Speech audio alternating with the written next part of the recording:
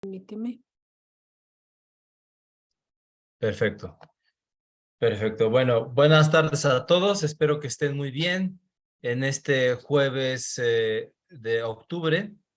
Y pues continuamos con esta escuela de otoño del Departamento de Matemáticas del Sinvestav. Esta semana hemos tenido diferentes pláticas de profesores del departamento y de ex estudiantes. Y el día de hoy no es la excepción. Vamos a seguir con esta mecánica. Y bueno, para comenzar el día de hoy tenemos nada más y nada menos que traído directamente desde Los Ángeles, California, al doctor Michael Porter. El doctor Michael Porter pues ha sido profesor en México en el Departamento de Matemáticas ya de tiempo atrás. Eh, de hecho, yo voy a decir también que es de los fundadores en la unidad Querétaro del Departamento de Matemáticas.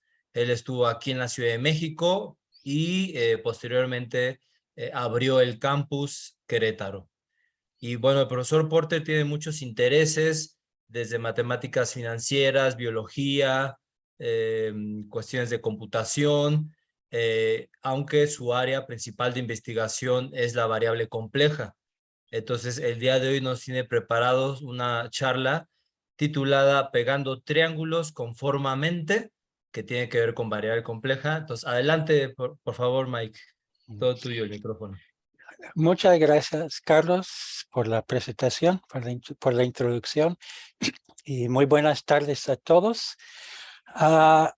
Bueno, vamos a entrar ahora en materia directamente.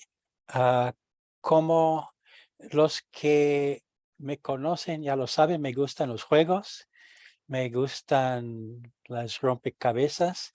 Y aquí tenemos un dibujo de un muy famoso rompecabezas chino que se llaman los tangrams y tiene varias piezas geométricas, casi todas son triángulos. Y el objeto es de meter esos triángulos colocándolos dentro de una caja o un espacio predeterminado para que llenen ese espacio. Yo recuerdo este juego desde que era niño y recuerdo que yo era muy malo en hacer en particular este tipo de rompecabezas, porque cuando te dan el problema, no te dicen estas líneas en medio, nada más te dan la forma de la caja en que los tienes que colocar. Entonces, matemáticamente, ¿qué quiere decir colocar una pieza dentro de la caja? ¿Qué es colocar una pieza? Pues básicamente es aplicar una traslación que es en términos de vectores, sumar un vector constante B0, B1 al vector XY. Ese es traducir, o más bien trasladar la pieza de donde está fuera de la caja a su posición dentro de la caja, pero también hay que aplicar una rotación para que se alinee como se requiere para que se compagine con las demás piezas. Entonces, yo voy a hablar de piezas que no se pueden voltear, se puede imaginar que atrás tienen otro dibujo o algo así. Entonces, el resolver un rompecabezas quiere decir colocar todas las piezas, aplicar traslaciones y rotaciones, de manera que las imágenes de los interiores de las piezas sean disjuntas porque pueden tocarse en los bordes.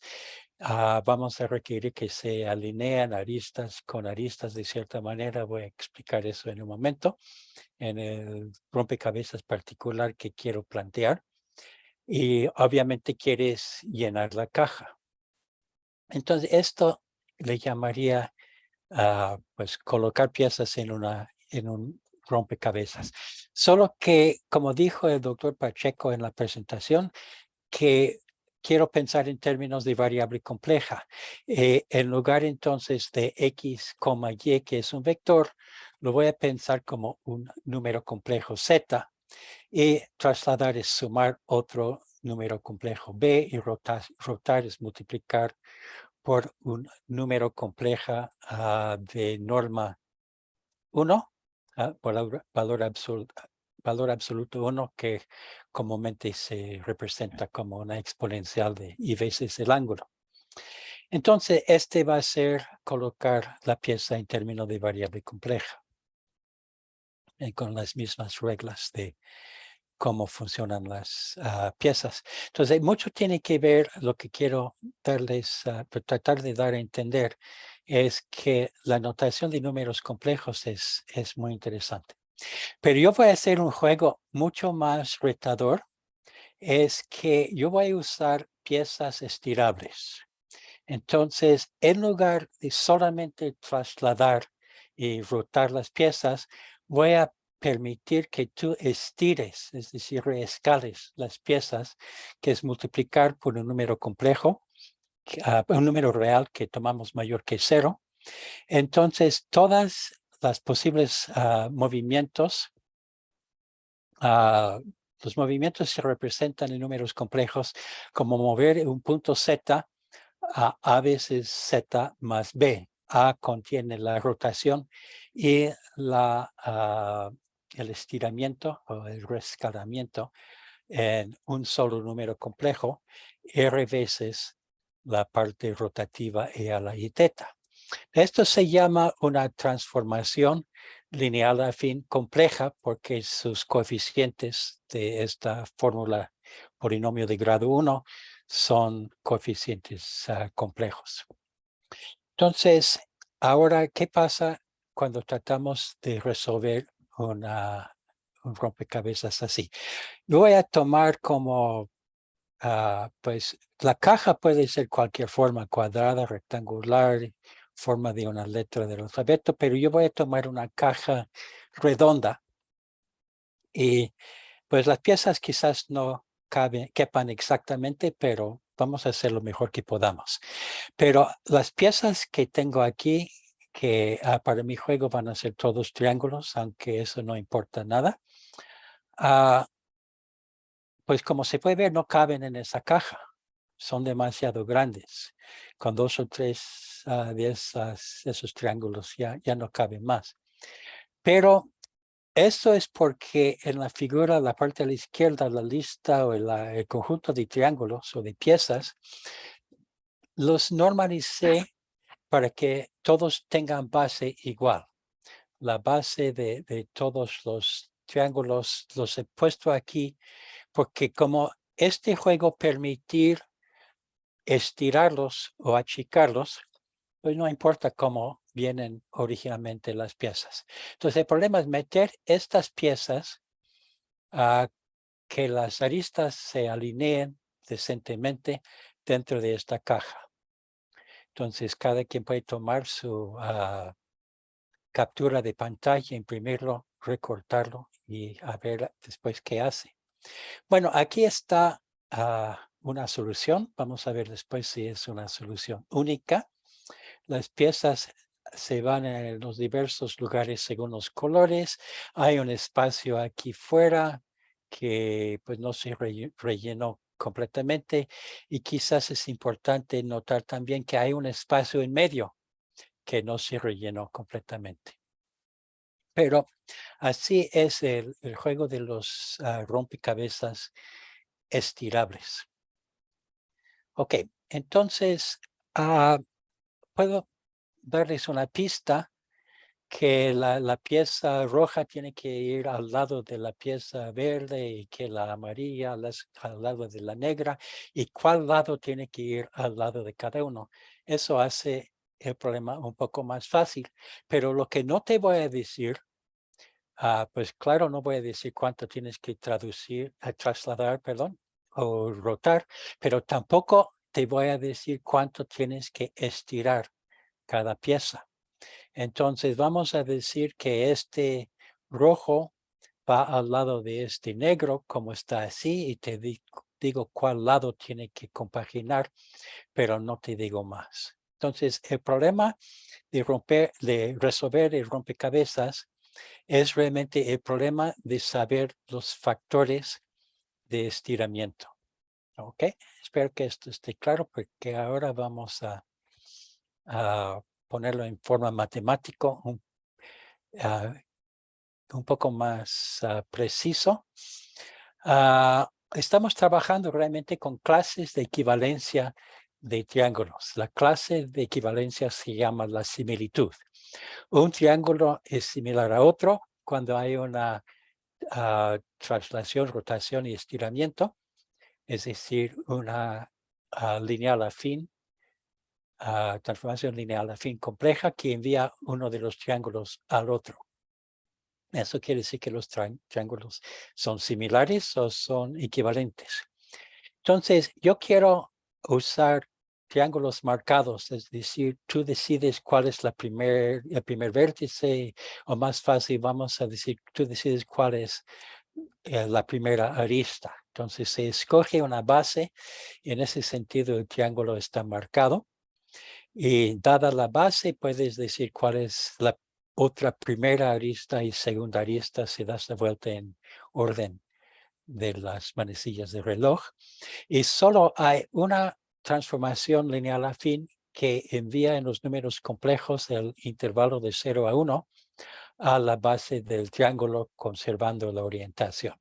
Es decir que tienes las dos aristas de la base, vértice 1 y vértice 2, y quieres que el 0 vaya a vértice 0 y el 1 vaya a vértice 2 y muy fácilmente sacas los coeficientes. Entonces, cuando hagas esto, haces que el triángulo de referencia que tengo a la derecha se envíe por una transformación lineal afín, de manera que la base se envía a la base. Entonces, si el triángulo es orientado apropiadamente, el tercer vértice, o sea, de la inversa, queda en el semiplano superior. Si es la otra orientación, pues tendríamos el semiplano inferior. Entonces, el modelo del espacio de clases de equivalencia de triángulos módulo la similitud es el semiplano superior, los puntos con parte imaginaria positiva. Si este punto se pega al eje, entonces se tiene un triángulo muy chaparro, y se va verticalmente al infinito, pues se tiene un triángulo muy alto. Son diferentes clases de similitud. Similitud de triángulos marcados, más bien. Entonces, para entender el fenómeno tomo ese triángulo de referencia, tiene vértices, digamos, 0, 1 y B3. B3 está en el semiplano superior. Y le vamos a enviar a otro triángulo. ¿Y cómo lo hacemos? En general, si el otro triángulo es arbitrario, tengo que usar transformaciones lineales que se llaman no conformes o arbitrarias. Entonces mandamos X a Y a cualquier alfa X más beta Y, gamma X más delta Y. Y esto en números complejos, ustedes pueden hacer los cálculos.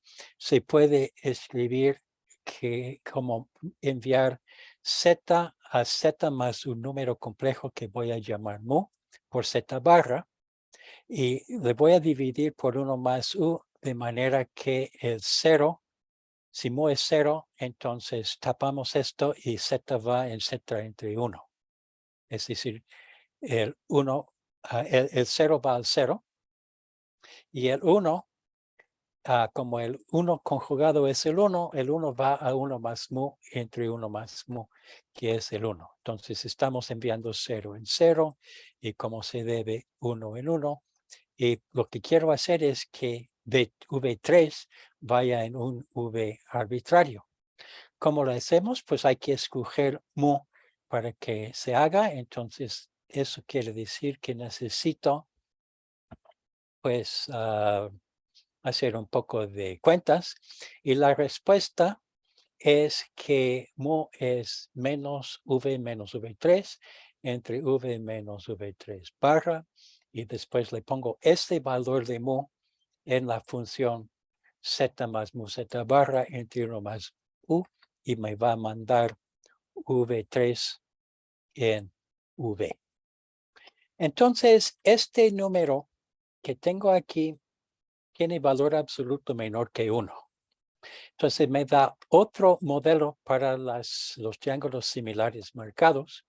que va a ser mu dentro del disco unitario. Y este cambio de variable también me va a ser muy útil.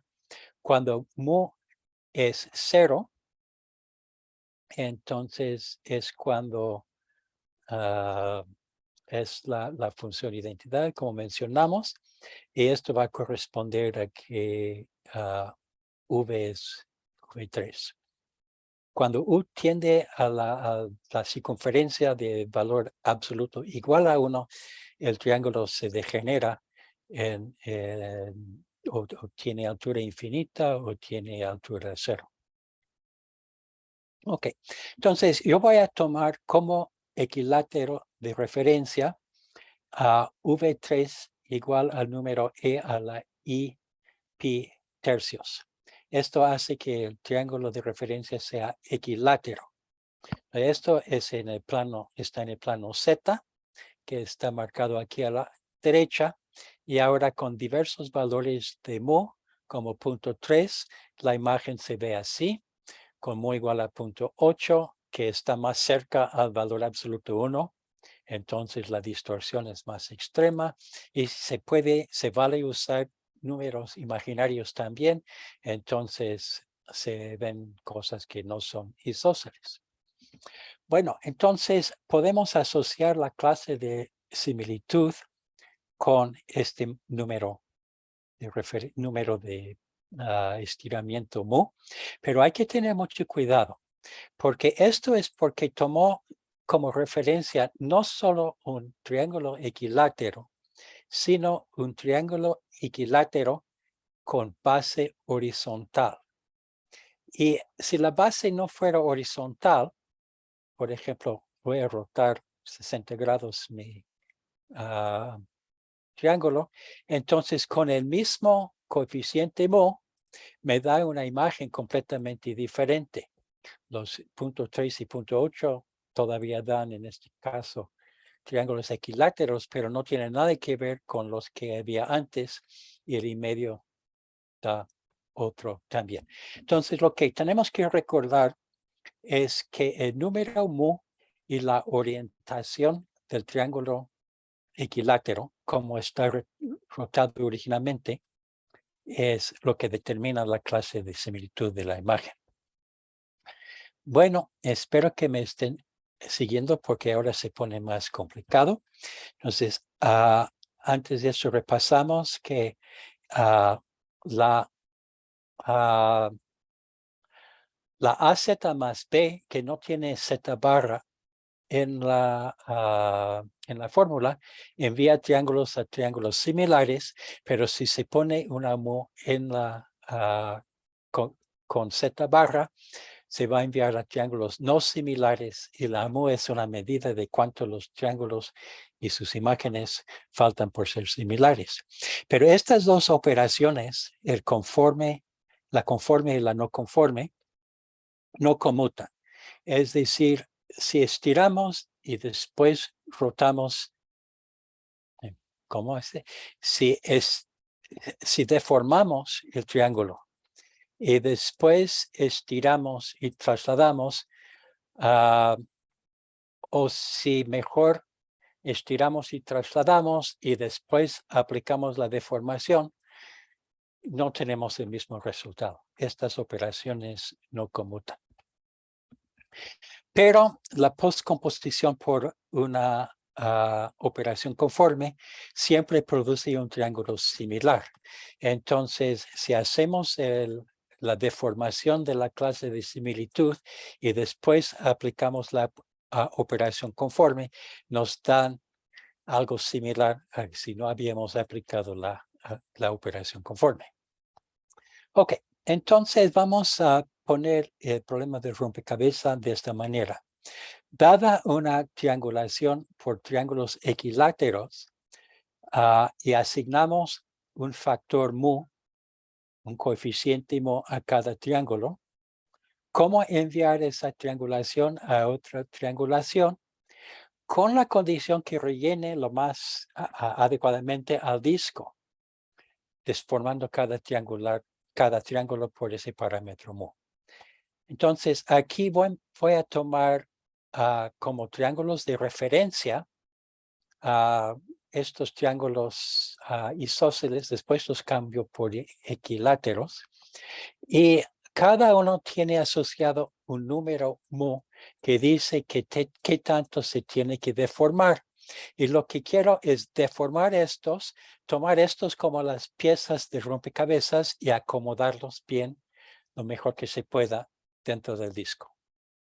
Este es un problema matemático bien planteado. Los datos son estos triángulos originales y punto 3, punto 8, punto 3i, lo que sea.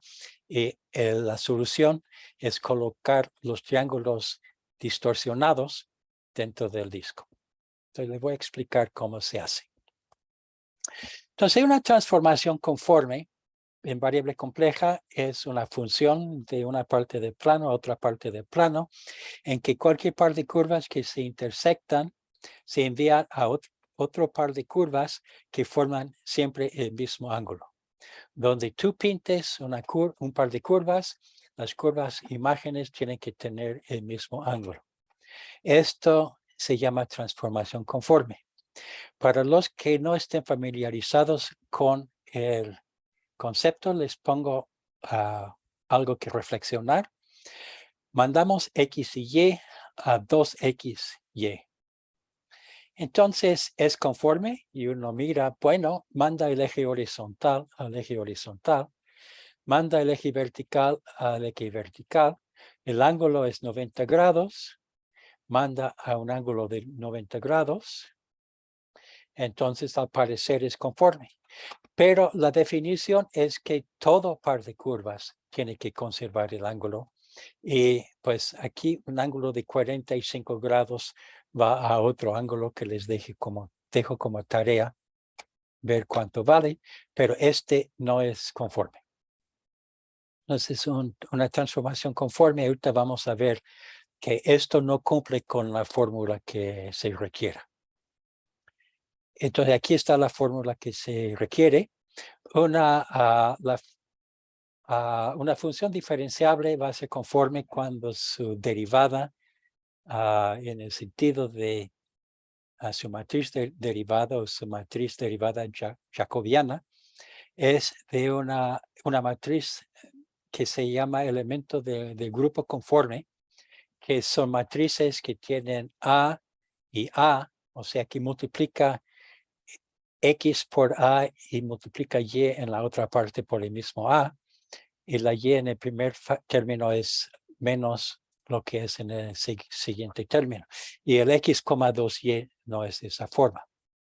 Entonces, hay una matriz de esta forma en cada punto, pero como las derivadas son las de X y las de E, la transformación que manda X más Y a U más Y, o X, Y en U, Y, satisface las ecuaciones de Cauchy-Riemann, que la derivada parcial de U con respecto a X es igual a la derivada parcial de V con respecto a Y, mientras que la derivada de U con respecto a Y es menos la derivada parcial de U con respecto a X. Eso se llaman las ecuaciones de Cauchy-Riemann y describen una función conforme.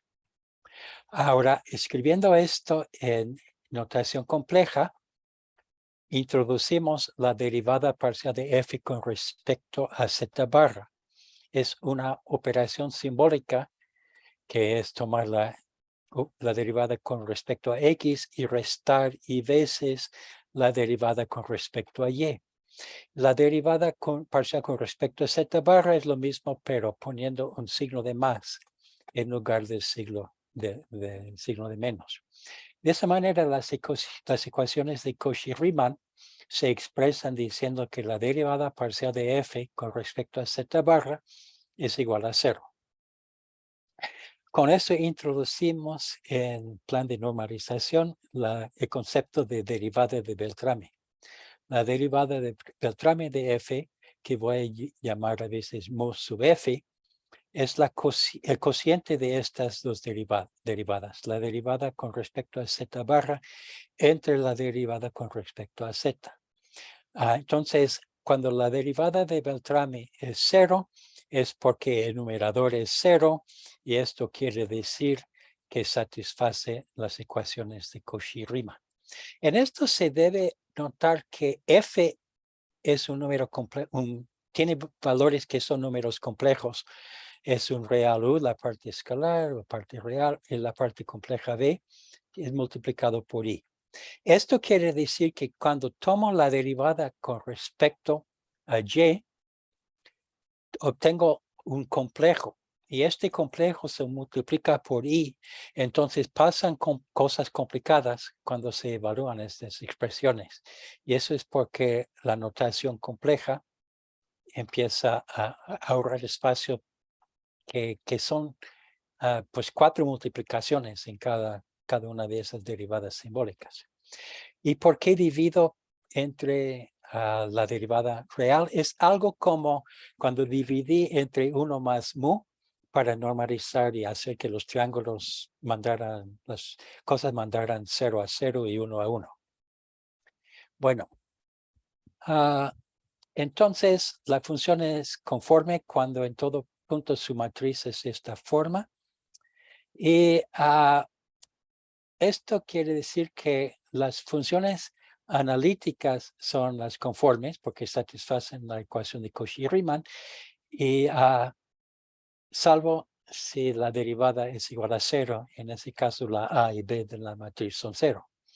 Y se sabe de los cursos de variable compleja que toda transformación conforme en el plano es analítica y por tanto se representa localmente por una serie de potencias. En cada punto hay coeficientes que esta serie representa la función.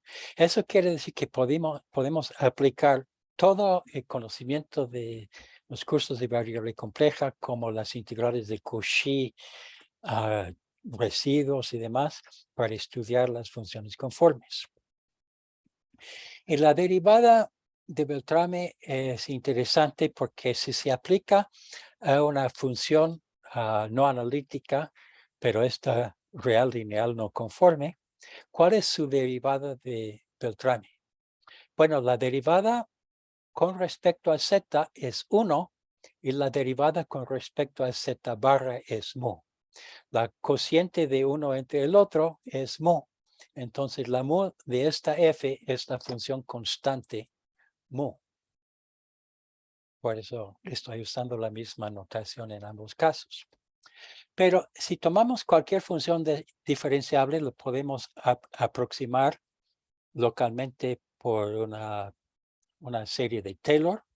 Y en notación de números complejos se expresa que es el valor en el punto, f de z es el valor f de z0, más una transformación lineal. Pero las transformaciones lineales se pueden escribir como las deformaciones que yo he escrito, es decir, tomar la identidad y el conjugado, multiplicar por una constante y después reescalar con un número complejo. Entonces, para entender la acción de una función diferenciable localmente, lo entendemos por la forma en que distorsiona las clases de similitud de triángulos pequeños o infinitesimales y después podemos rotar la figura y estirar, que es este factor, y luego trasladar. Ups. Piqué un... Se metió un duende, Mike. Sí, piqué uno que no era. Okay. Nunca picar el botón rojo. Ok, entonces dada una función diferenciable es básicamente cuestión de sacar derivadas para calcular su derivada de Beltrami. Y la derivada de Beltrami satisface una regla de la cadena que probablemente sea la cosa más importante de todo el curso, pero no, o toda la plática, pero no tengo tiempo para explicarle más, salvo que si tú tienes dos funciones g y f y vas a componer g después de f, y si conoces la derivada de Beltrami de f y conoces la derivada de g, entonces puedes encontrar la derivada de Beltrami de la composición por esta fórmula. Entonces es interesante observar que en el caso de que G fuera conforme, entonces su derivada de Beltrami es 0, pues se desaparece una gran parte de la fórmula y nada más queda mu f entre 1. Entonces eso es lo que les decía antes, de que hacer la distorsión y después aplicar una transformación conforme no altera la derivada de Beltrami. Los pequeños triángulos localmente se distorsionan de la misma manera. Ahora, yendo al revés, empezamos con la derivada de Beltrami. ¿Cómo encontramos la función con esa derivada de Beltrami? ¿Cómo encontramos una función f tal que mu de f es la mu que planteamos? Yo planteo cuánto quiero distorsionar triángulos infinitesimales en cada punto. Entonces, lo que estamos preguntando, ¿qué tan fácil es resolver la ecuación de Beltrami? De que la parcial de f con respecto a z barra entre la parcial de f con respecto a z sea igual a mu. Bueno, esto vamos a practicar un poco, pero si hay una solución f y tomamos la postcomposición con una transformación conforme, una función analítica y 1 a 1, entonces la composición también es una solución. Entonces, dada una solución F0, digamos, G después de F0 con G conforme es el conjunto de todas las soluciones. Esto permite aplicar la teoría de la transformación conforme, que no voy a hablar hoy, de cambiar la caja que era un disco en una caja que fuera un cuadrado o cualquier forma. Por eso resolver el problema para un disco en cierto sentido resuelve el problema. En parte es porque conocemos todas las transformaciones conformes del disco. En el disco voy a escribir D con palito para el disco. Y hay un teorema que dice que existe una solución a la ecuación de Beltrami en casi todo punto, que voy a explicar en un momento. Y una vez que tengas una solución, todas las demás soluciones son composiciones de esta F con una transformación del disco en sí, que es decir, una transformación de Möbius de una forma muy especial. Entonces, lo que dice ese teorema es que la mu está en L infinito.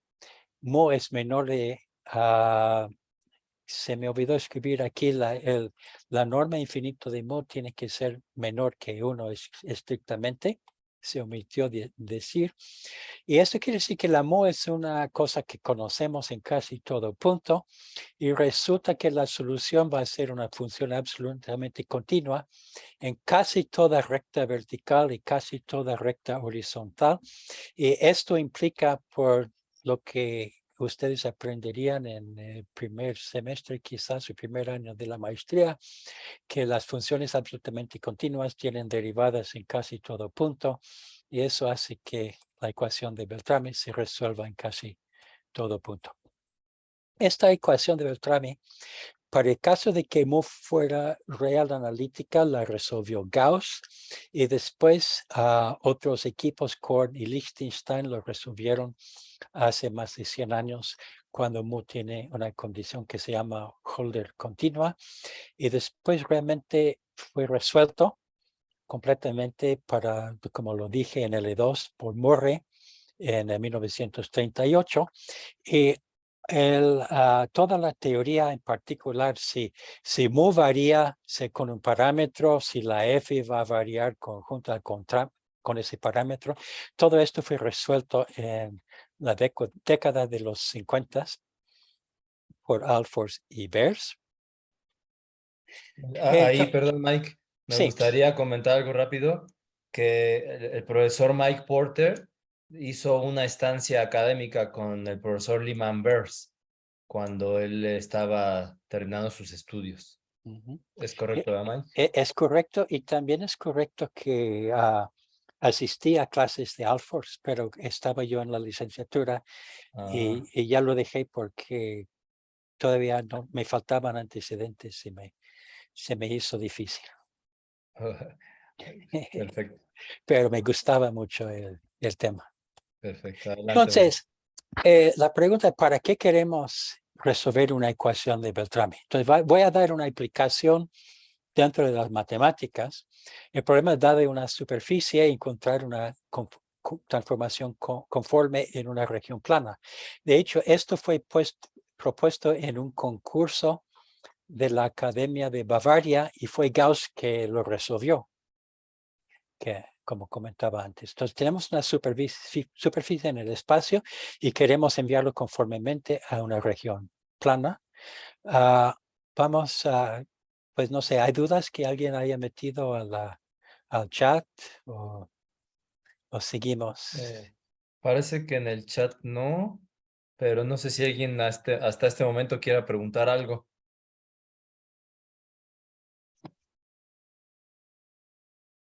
Ahí Bueno, están los signos de interrogación. si hay una duda en unos momentos, pues sigan pensándolo. Adelante. Entonces, yo voy a decir que mi superficie está definida que para cada XY en el plano, la superficie está a altura A de XY. Entonces yo puedo proyectar esta superficie al plano y ya metí la superficie en el plano, pero esto no va a ser conforme. Entonces la pregunta ahora por lo menos se reduce a algo en el plano. Yo quiero ir de mi superficie conformemente al plano, pero nada más lo metí en el plano como Dios me dio a entender. Entonces yo quiero corregir esto con otra función de plano a plano. ¿Qué hay que hacer?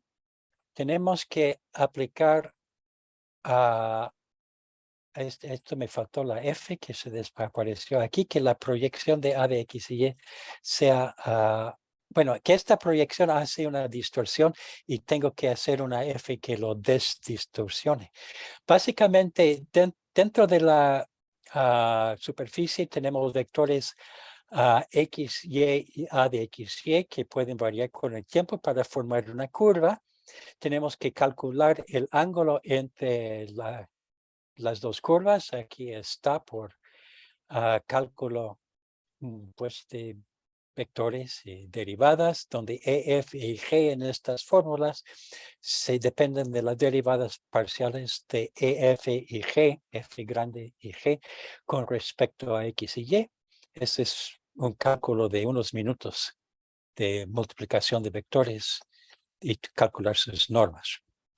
Entonces, de esto se desprende de que la U y la V de la F que busco tiene que satisfacer este sistema que es el sistema de Beltrami, de ecuaciones, un sistema en derivadas parciales.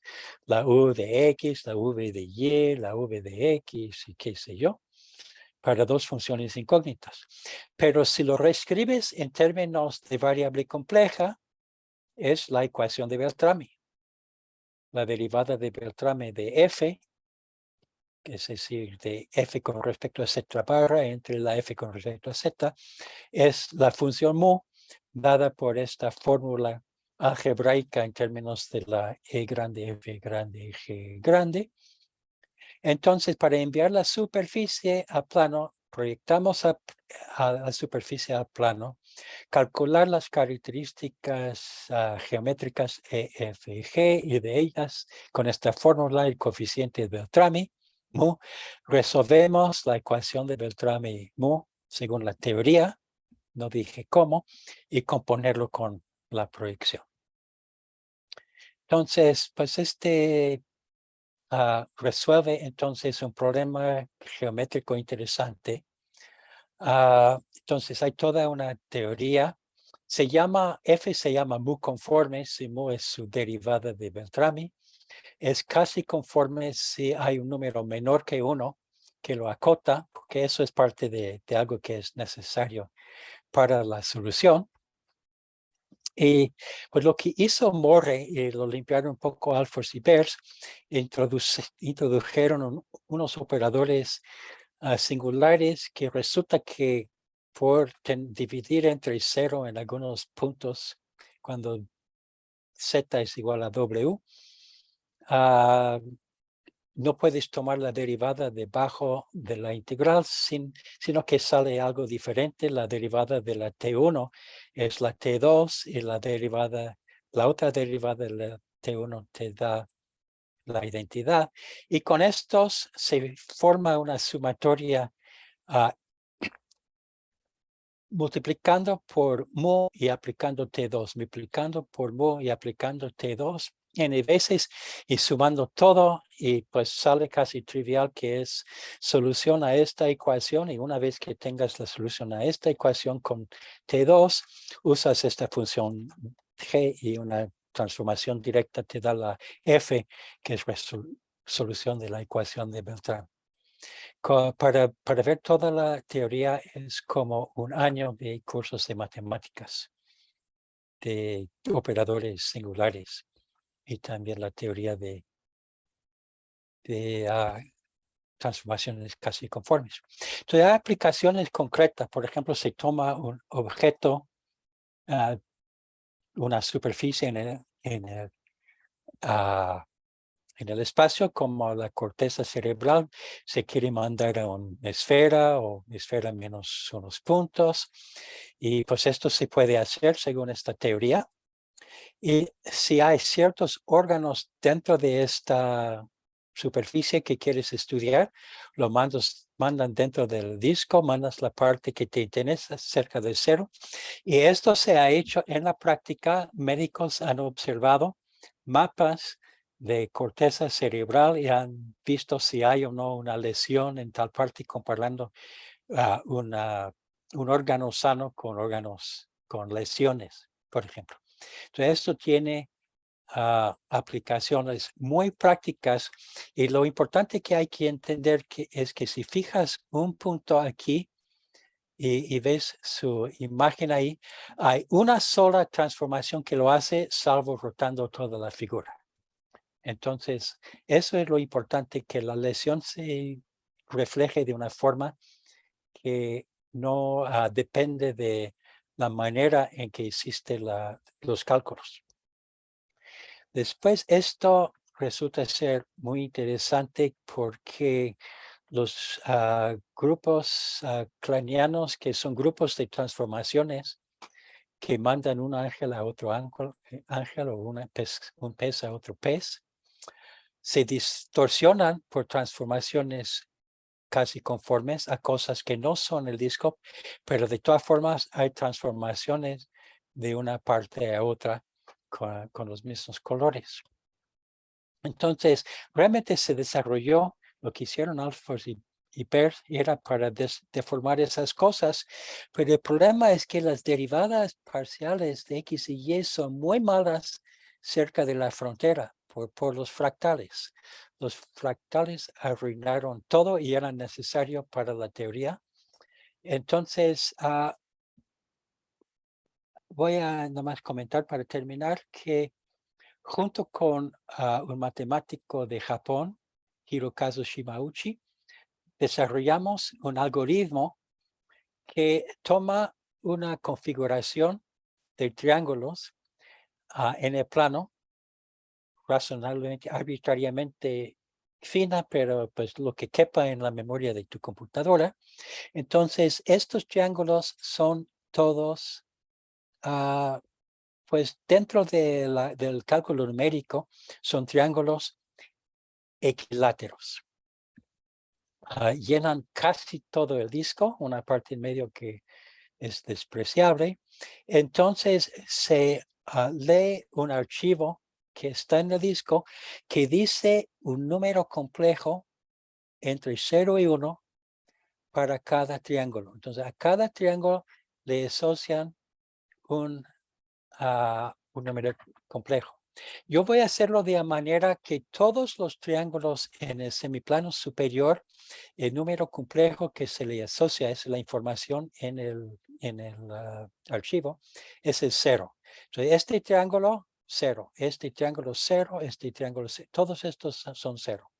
Y en el semiplano inferior a cada triángulo le asocio el número complejo, que también es real, el punto 3. Punto 3, punto 3, punto 3, punto 3, punto 3. Entonces es una derivada de Beltrami que no es continua porque tiene una discontinuidad de brinco sobre el eje. Y resuelvo y el programa unos segundos después hasta esta figura en donde todos los triángulos que tenían el 0 asociado se envían a triángulos similares al original, que quiere decir que también equiláteros, pero todos los que tenían asignado el punto 3 son un triángulo que corresponden a la distorsión original, tomando en cuenta la rotación de este triángulo. El único triángulo en su clase de equivalencia, de similitud, con esta distorsión correspondiente. Y hay una sola manera de poner estas piezas en esta caja, de manera que lo más posible se alinee el borde y que pues las rotaciones no me interesan, entonces mando el punto 1 al punto 1. Es la única solución. La verdad que no es exacta, tiene cierto error de cálculo, pero mediante pues módulo el error de redondeo y de cálculo, esta es la mejor solución al problema. Entonces, por eso siempre me han gustado los rompecabezas, porque uno nunca sabe y pueden prestarse a problemas prácticos. Entonces, pues, muchas gracias. Perfecto, Mike. Muchas gracias a ti. Bueno, pues abro la sesión de preguntas. Si alguien quiere preguntar o comentar algo de esta charla tan interesante de las investigaciones del profesor Porter. ¿Alguien tiene alguna inquietud, alguna duda? Ya como lo comentó el profesor, pues cuando uno entra a la maestría, uno lleva cursos de variable compleja, un curso de variable compleja, y después uno empieza a llevar cursos especializados donde uno puede ver estos temas ya dependiendo de los intereses. Entonces, preguntas que tengan por ahí, comentarios.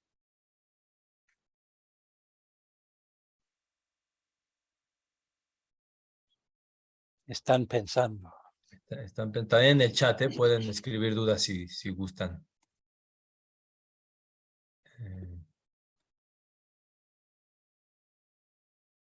Pues muy bien, Mike. Supongo que ese programa que ahorita mostraste, creo que lo subieron a la red, ¿verdad? Tengo Sí, entendido. sí, sí. Si hay alguna duda, lo vuelvo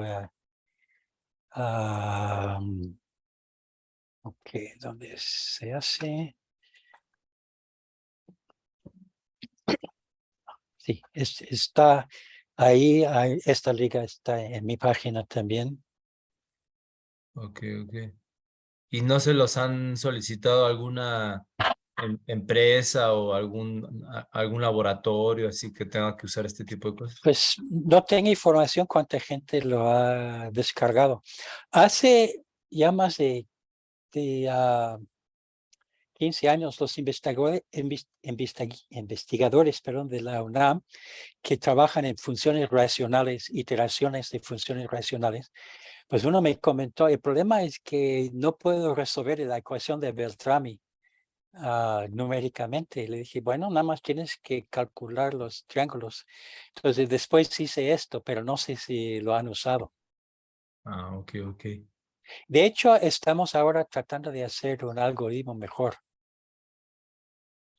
que ya está casi programado, pero hay que ver si es estable. Este se hace con un sistema de ecuaciones, donde hay una ecuación para cada triángulo. Ok. Es un sistema de cientos de ecuaciones simultáneas. Y estamos tratando de ver otra manera que es por iteración, que empieza con una solución aproximada y luego trata de mejorarla. De Hay acuerdo. otros publicados que son muy rápidos, que usan a esas integrales, a esas transformaciones integrales y series de Fourier. Y yo creo que son muy rápidas, pero no funcionan en todos los casos. Ok. Y ni sé qué tan rápida, porque hay que sumar esas series. Bueno, de acuerdo. Pues muchas gracias, Mike. Un aplauso al profesor Mike Porter. Un Gracias, placer. Mike. Gracias. Bueno, pues vamos a continuar con nuestras pláticas.